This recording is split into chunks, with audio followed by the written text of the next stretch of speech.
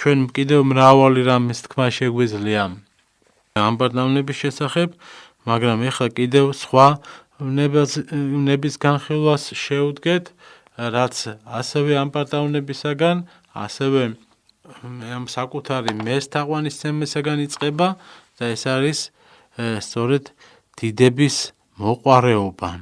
იცით, ძმანო და დანო, გახლავთ კერძთაყვანისმცემლობის ერთ-ერთი ძლიერი ფორმა, რადგან დიდების მოყვარეობა ყოველთვის ცდილობს, რომ ჩვენი ყოველი საქმე იმგვარად დაამახინჯოს, რომ იგი იყოს არა ღვთისადიდებლად გაკეთებული, არამედ ჩვენი დიდებისათვის და კაცთა საამებლად და აი ამ დიდების მოყვარეობა მუდამ ეძებს ქებას ადამიანის მხრიდან, მას ყოველთვის წყურია ეს კაცობრივი დიდება, როდესაც მას მუდმივად მასზე ამბობენ რაღაც აღმატებულს და დიდების მოყვარეს, როგორც მამები ამბობენ, აქვს ესეთი შიში, რომ არ დარჩეს აი ამ პატივისა დიდებას მოკლებული. ამას ფსიქოლოგების და ფილოსოფოსებიც შენიშნავენ, ანუ ეს საინტერესო მომენტია, როდესაც ეს შიში, რომ ვაიდა ვერ დაინახეს მისი ნიჭი, მისი მონაცემები, სრულყოფილება, ტალანტი, ამას განიცდის ეს ადამიანი. ამ მდგომარეობაში ადამიანი ეძებს კეთილგანწყობას და აღიარებას სხვა ადამიანებისაგან და თან იმ ადამიანებისაგანც კი, ვის მიმართაც ის მუდმივად გულგრილი იყო და გულგრილით შებოდა და ხშირად განიკითხებდა კიდეც მაგალითად.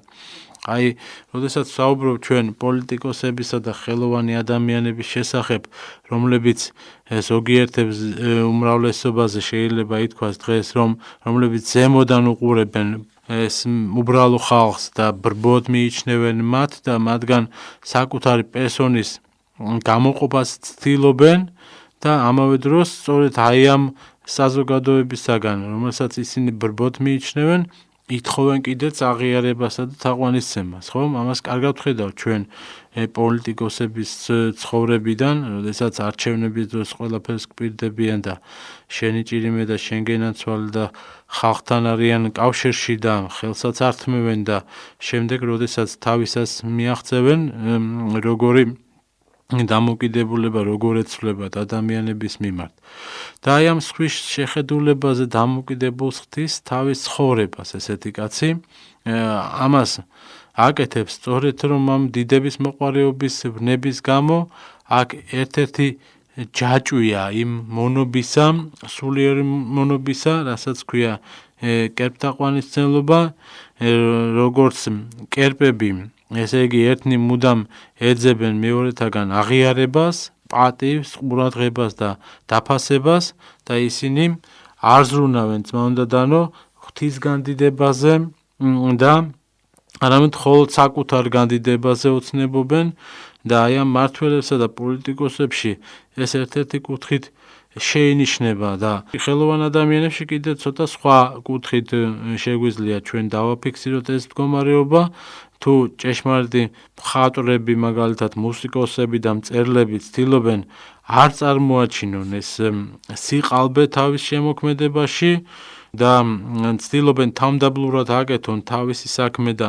შემდეგ ხშირად დრო ავლენს ხოლმე მათ შედევრებს. ესე იყო ყველა დიდი ხელოვანის ცხოვრებაში. ვაი ხელოვანები კიდე შიშობენ მუდმივად, რომ თავისი აი შემოქმედების ჭყალებში უარყოფითი შეფასება არ მიიღონ, იმიტომ რომ აქ მყიდველის და აი მაქებლების შემცირება არ მოხდეს. მათ არა მარტო ზედაპირული კრიტიკის ეშინია ძმაო და დანო, არამედ ნებისმიერი კრიტიკის საერთოდ, რაც მას პიროვნებას შეგნებულ დამცირებად აღიქვამს ხოლმე და აი ესეთი საშინელი თავმოყვარეობის და დიდების მოყვარეობის ვნებით არის მუდმივად გაბრუებული და თავის ყველაზე ნიჭიერი და გონიერი კრიტიკოსიც რო აფასებდეს მის ესე იგი ნაშრომს და რაღაც გარკვეული შენიშვნა მისცეს, აი ის კრიტიკოსიც და ის გენიოსიც კი მისთვის ხდება უკვე მტერი.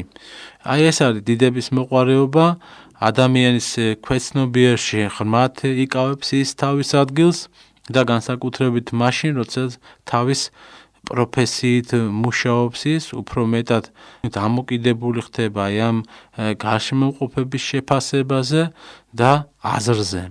ეს არის დღევანდელი ჩვენი სათქმელი და რა თქმა უნდა, ადამიანის ცხოვრება რაღაც დოზით იყოფება დამოკიდებული სხვა ადამიანებისაგან და ზეგავლენასაც განიცდის, მაგრამ ადამიანის სამქვეყნიური ამოცანაც სწორედ იმაში მდგომარეობს, ძმამდადანო, რომ აი ამ დამოკიდებულების უმაღლეს საფეხურზე გადავიდეთ ჩვენ. ანუ პიროვნება მოწოდებულია განეშოროს ადამიანის ამაო ცოდვის მიერ ზეგავლენას და მარადეული ფასეულობების მოხვეჭის გზაზე გაიმყაროს თავისი პოზიცია, მაგალითად კეთილმორწმუნე ადამიანის რჩევით, მოძღვრის რჩევით, ბრძენი კაცის რჩევით და დაიმდაბლოს ესე თავი. და უფალმა გვიბრძანა ჩვენ, რომ გულმოდგინედ დაგვემალა ეს ყველა კეთილი საქმე ადამიანის თვალთაგან, კეთილი თუ რაიმეს ვაკეთებ, ჯერ ესეც საკითხავია და ასევე გვიბრძა, რომ ყველა კეთილი საქმე მთლიანად მსხვერპლად მიგვეტანა ჩვენ მხოლოდ ღვთისადმი.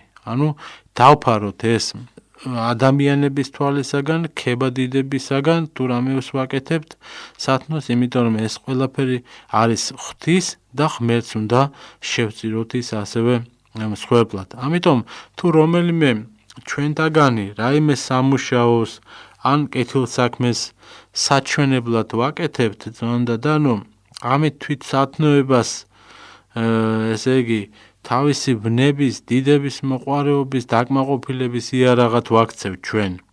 ანუ ამ საქმით შეურაცხყოფ და უგულობელყოფ ჩვენ ღმერთს, რომლითაც ღმერთმა უნდა განგვადიდოს ჩვენ და სანაცვლოდ ყოველივესა ჩვენ დიდებისათვის ვაკეთებთ ამას, რათა ვისიამოვნოთ აი ამ ადამიანების თაყვანისცემით, რომლებსაც ვამჯობინებთ ჩვენ ღმერთის თაყვანისცემას და ეს არის ძმამდადანო ის მეს თაყვანისცემა, იმისი უკიდურესი ფორმა, რომელიც რომლის განხილვაც დავიწყეთ ჩვენ დღეს და წმინდა მამები ასევე ამბობენ, რომ თუ გსურს დიდების მიღებაო, გაეკეცი დიდებას და გექნება დიდება, თუმცა კი არ გსურს იგიო.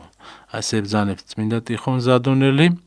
ანუ ამ სიტყვებში კარგად ჩანს, რომ ესე იგი დიდება თუ გინდა, მხოლოდ ღვთის დიდებას უნდა ვეძიებდეთ ჩვენ და არა ადამიანებისაგან დიდებას და მაშინ ჩვენ მივიღებთ ამასაც. ვინც არ ატაგდებს ადამიანურ დიდებას, იგი ღვთის დიდების ღირსი ხდება. ესე ბრძანებს ისააკ ასური.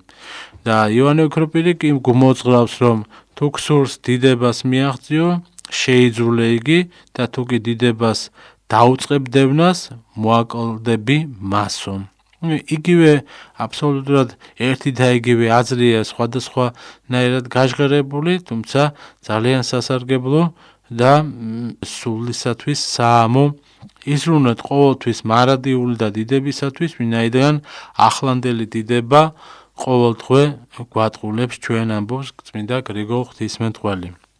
ზოგიერთი მამა ესეთ რამეს ამბობს, რომ მრავალი ადამიანი მიელტვისო, ესე იგი კაცობრიობი და არასახთო დიდებისაკენ, რომელიც შველის თუ კაცობრიო დიდებას განვერიდებით, ყველაზე მაღალი ხარისხის რომ იყოს, ჩვენ ამითი ავქვეყნად ვერაფერს მივახცევთ, რადგან მთელი ეს ქვეყანა რომ მზად იყოს ჩვენს განსადიდებლად, რა სარგებელს მოგცემდა ჩვენო, ამბობენ წმინდა მამები და აი ამ ქებადიდებას, რომელიც არის აი ამ ქვეყნიური სულით განშვალული, ადამიანმა შეუძლია დაუსვა საკუთარ თავს ესეთი შეკითხვაც, რომ განა ეს ქებადიდება მიგვიყვანს ჩვენ 60-მდე, თუ პირიქით ჯოჯოხეთისაკენ წაგვიყვანს და ქრისტემ როგორ თქვა, რომ დიდება კაცთაგან არა მივიღოთო. ანუ რას ნიშნავს ეს ძმამდადანო, რომ დიდება კაცთაგან არ მივიღოთ, ეს იყო ყველა ქრისტეს მოწაფის ცხოვრების შინაარსი. ხედავთ ჩვენ ამ საოცარ ცხოვრებას წმინდა მამებთან, ხო? როდესაც ისინი ღვთის განგებულებით აკეთებდნენ რაღაც სიკეთეს, ან სასწაულს ახორციელებდნენ, იქვე იწყებდა ადამიანები მათ განდიდებას და ისინი თავის მხრივ კიდე ხშირად გარბოდნენ უფრო უდაბურ ადგილებში, სადაც მათი ეს ქებადიდება და ეს დამღუპველი ქებადიდება არ იქნებოდა. და სწორედ ჭეშმარიტი დიდებაა ის, რომ შეიძულო ეს ადამიანური დიდება, არარაობად მიიჩნიოდა ყველაფერი მხოლოდ უფლის საამებლად აკეთო და ილაპარაკო. აი ესეთია წმინდა მამათა ჩვენთვის ესოდენ მნიშვნელოვანი სანუგეშო რჩევა დარიგება და ჩვენს ღმერთმა ქნას რომ შევიმეცნოთ ეს და გულისხმიერებით მთელი სულითა და გულით გავიაზროთ რა არის საჭირო ჩვენი დამდაბლებისათვის და აი ამ ამპარტავნებისა და დიდების მოყვარეობის ვნების დადგუნვისათვის. ღმერთმა დაგლოცოს და გაგვაძლიეროს.